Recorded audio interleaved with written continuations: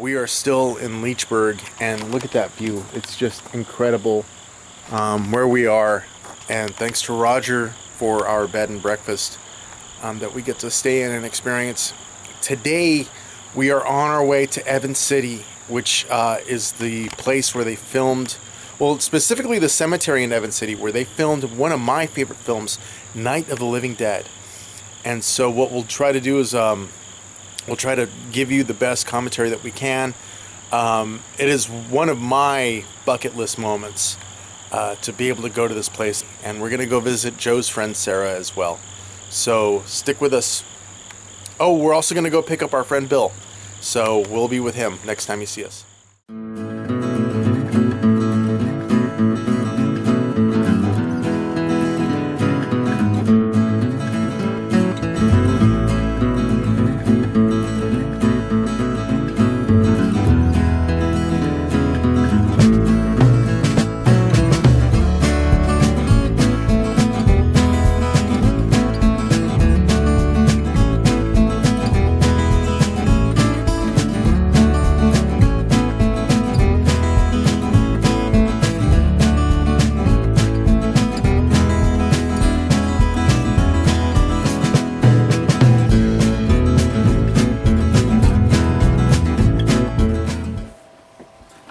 Place where it all happens. Oh, nice. So how long have you been doing Groovy Doom and Drive-In Asylum now?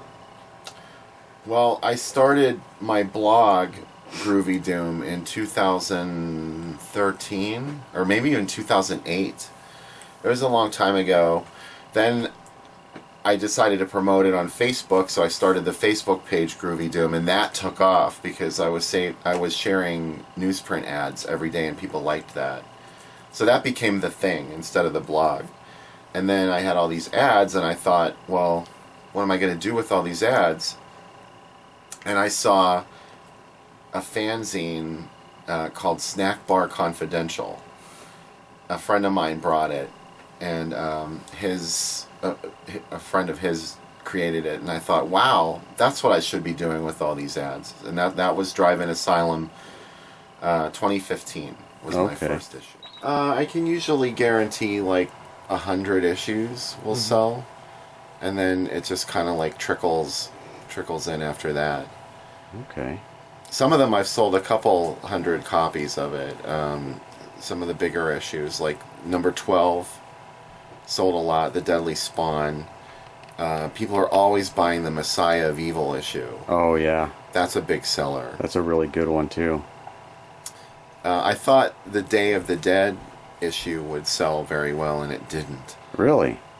Huh. It sold well, but it didn't outsell any of the other ones. And the Joe Bob Briggs issue, I thought that one would fly off the shelf. Fire, but you know, the other ones are selling more than that. The Messiah of Evil. You never can predict what's going to be most popular. That's right. Stuff. Expectations are tricky. Yeah. So I'm happy that anybody wants to buy it. Oh yeah, that's the way I look at at stuff. Is hey, anything's better than nothing. Quality over quantity.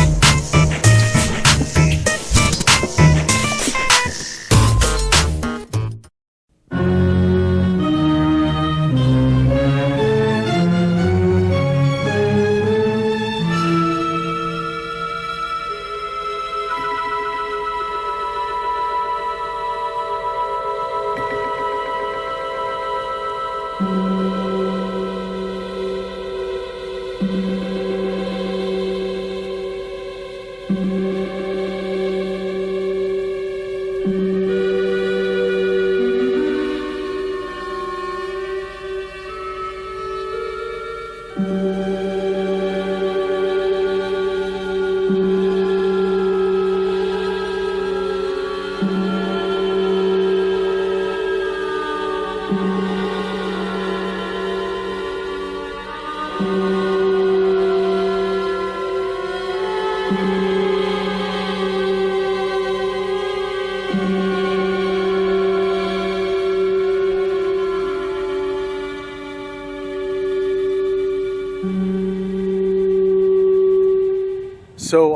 we are here at the Evans City Cemetery. This is where movie history was made, and I am standing in front of the monument. This is the monument where Judith O'Dea, while she's running away from the zombie, the first zombie we ever see. Oh, they're called Ghouls in that film. This is a big thing for me to come out to the cemetery. One of my favorite films was shot here.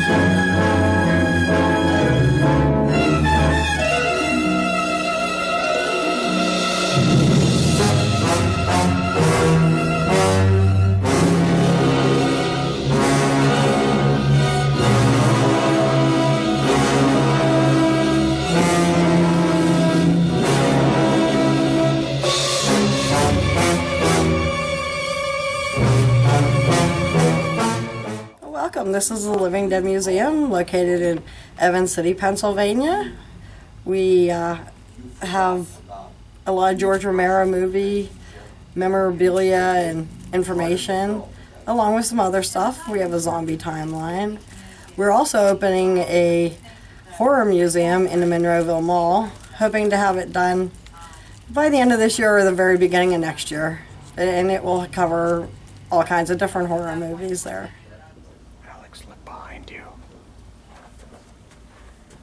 Oh! I got blown away by the Bill Heinzman. Yep.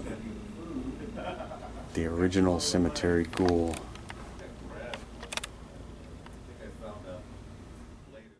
This is the latest disclosure in a report from National Civil Defense Headquarters in Washington.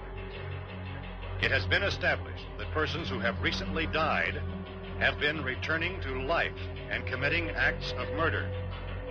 A widespread investigation of reports from funeral homes, morgues, and hospitals has concluded that the unburied dead are coming back to life and seeking human victims. It's hard for us here to believe what we're reporting to you, but it does seem to be a fact. When this emergency first began, radio and television was advising people to stay inside, behind locked doors for safety. Well, that situation has now changed. We're able to report a definite course of action for you. Civil defense machinery has been organized to provide rescue stations with food, shelter, medical treatment, and protection by armed National Guardsmen. Stay tuned to the broadcasting stations in your local area for this list of rescue stations. This list will be repeated throughout our news coverage. Look for the name of the rescue station nearest you and make your way to that location as soon as possible. Since convening this conference, the Presidential Cabinet, the FBI, the Joint Chiefs of Staff, the CIA has not produced any public information. Why are space experts being consulted about an earthbound emergency? So far, all the betting on the answer to that question centers on the recent Explorer satellite shot to Venus. That satellite, you'll recall, started back to Earth, but never got here. That's the space vehicle which orbited Venus and then was purposely destroyed by NASA when scientists discovered it was carrying a mysterious high-level radiation.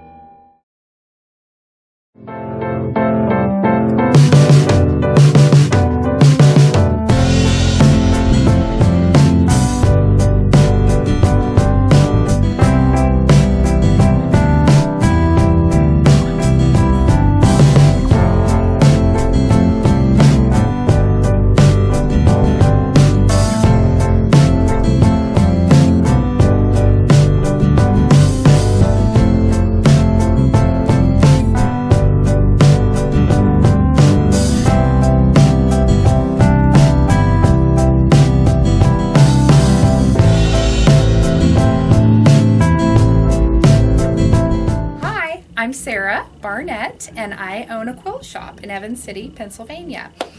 I have been here for 6.5 years, but this is my new location. I've just been here for a few months. Really love it. It's a fun little town to be in. Lots of little known things have happened in this crazy town. I've known Joe Rude since I was about 4 or 5 years old. He was one of my first friends.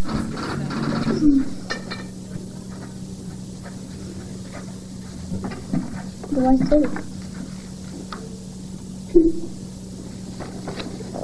Find out about weather, Sarah.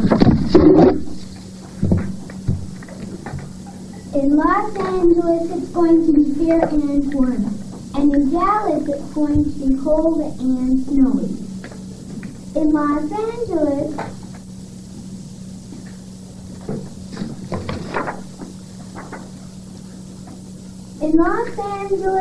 it's going to be fair and warm. And in Dallas, it's going to be cold and snowy.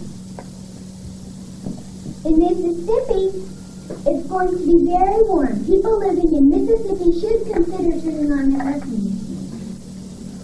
Lastly, in San Francisco, it will be very, very, very cold with maybe a sprinkle of rain.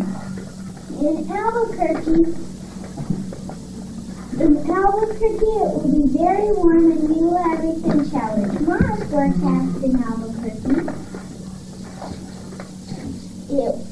it will be warm in the 50s. Thank you. That's all. Back to you, Teresa. That's the end of our newscast. Thank you for watching Channel 3 Eyewitness News for Keith, Sarah, Hattie, Valerie, and myself. Have a good morning.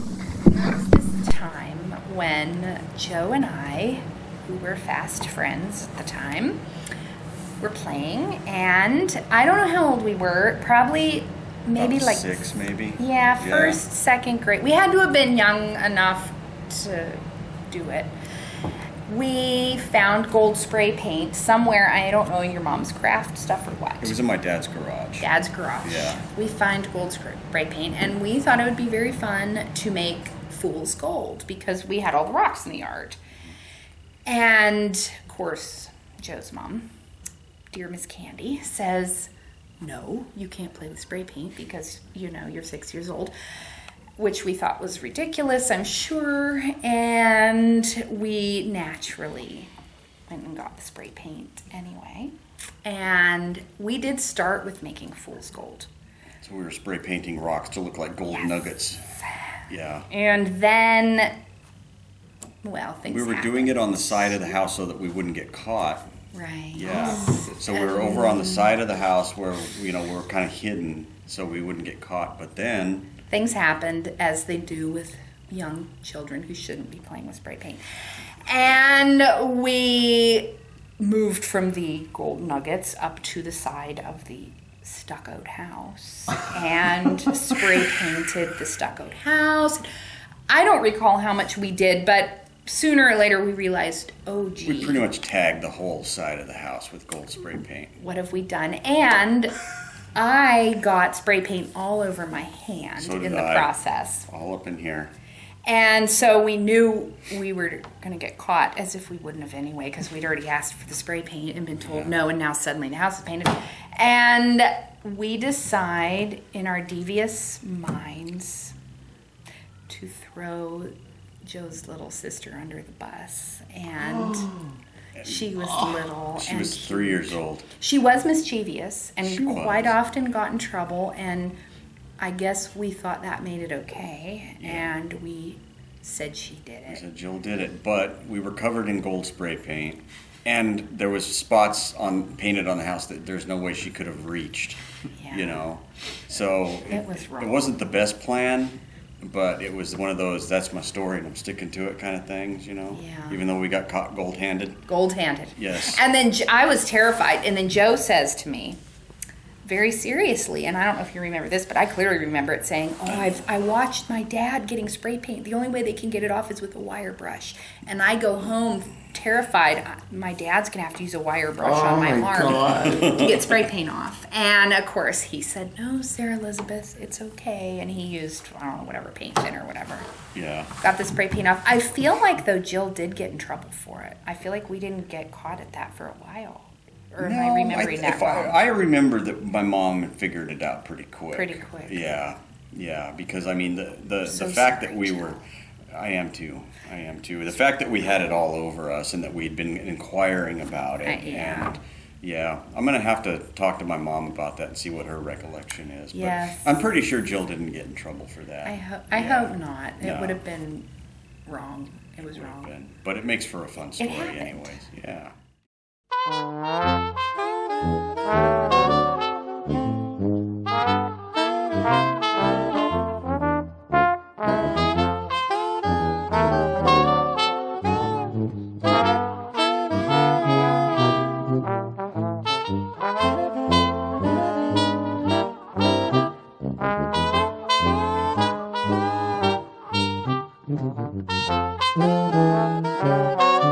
Thank you, Sarah. You That's betcha. great. That's You great. betcha.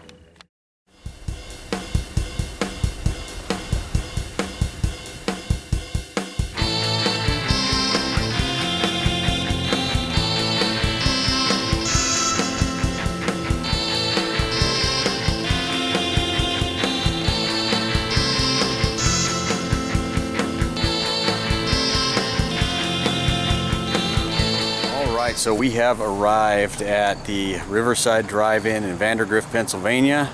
I'm here with Alex and Roger. Hello. All right. Right on. Yeah. So yeah, movies haven't started yet. It's not quite dusk, but there's our screen, and I came here 3 years ago for the 10th Drive-In Super Monsterama, and I'm back 3 years later, and this is a great time.